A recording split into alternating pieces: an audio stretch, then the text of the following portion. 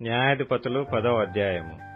అబీమెలెకునకు తరువాత ఇస్సాకారు గోత్రికుడైన దోదో మనమడును పువ్వా కుమారుడునైన తోలా న్యాయాధిపతిగా నియమింపబడెను.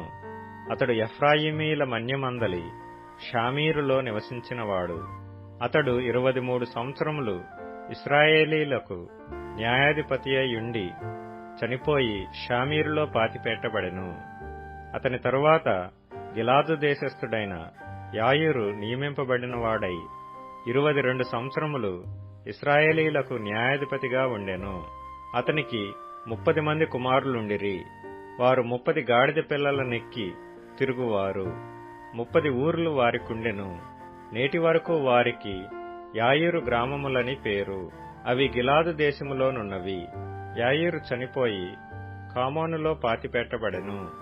ఇశ్రాయేలీలు యెహోవా సన్నిధిని మరలా దుష్ప్రవర్తనలైరి.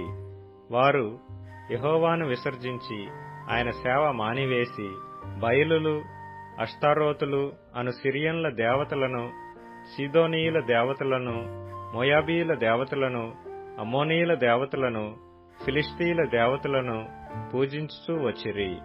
యెహోవా కోపాగ్ని ఇశ్రాయేలీల మీద మండగా ఆయన ఫిలిష్తీయుల చేతికిని అమ్మోనీయుల చేతికిని వారిని అప్పగించెను గనుక వారు ఆ సంవత్సరము మొదలుకొని ఇశ్రాయేలీలను అనగా యోర్దాను అవతలనున్న గిలాదునందలి అమోరీయుల దేశములో కాపురమున్న ఇశ్రాయేలీలను 18 సంవత్సరములు చితకగొట్టి అణచివేసిరి.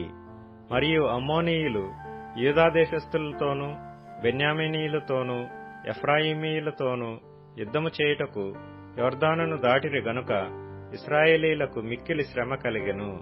అప్పుడు ఇశ్రాయేలీలు, మేము నీ సన్నిధిని పాపము చేసియున్నాము, మా దేవుని విడిచి బయలులను పూజించి ఉన్నామని యెహోవాకు మొరబెట్టగా, యెహోవా ఐగుప్తీయుల వశములో నుండియు, అమోరీయుల వశములో నుండియు, అమ్మోనీయుల వశములో నుండియు, ఫిలిష్తీయుల వశములో నుండియు మాత్రముగాక సీదోనీయులను, అమాలేకీయులను, మాయోనీయులను మిమ్మును బాధపరిచినప్పుడు వారి వశములో నుండి నేను మిమ్మును రక్షించితిని గదా.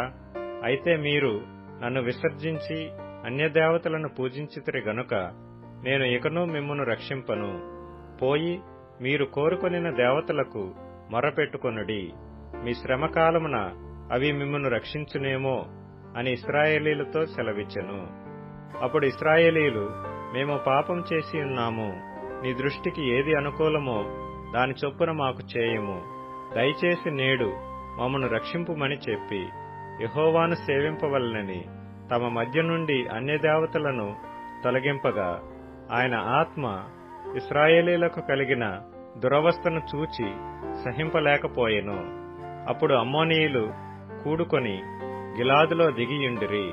ఇశ్రాయేలీలను కూడుకొని మిస్పాలో దిగియుండిరి. కాబట్టి జనులు అనగా గిలాదు పెద్దలు అమ్మోనీయులతో యుద్ధము చేయ బూనుకొని వాడెవడో వాడు గిలాదు నివాసులకందరికీ ప్రధానుడగునని ఒకనితోనొకడు చెప్పుకొనిరి.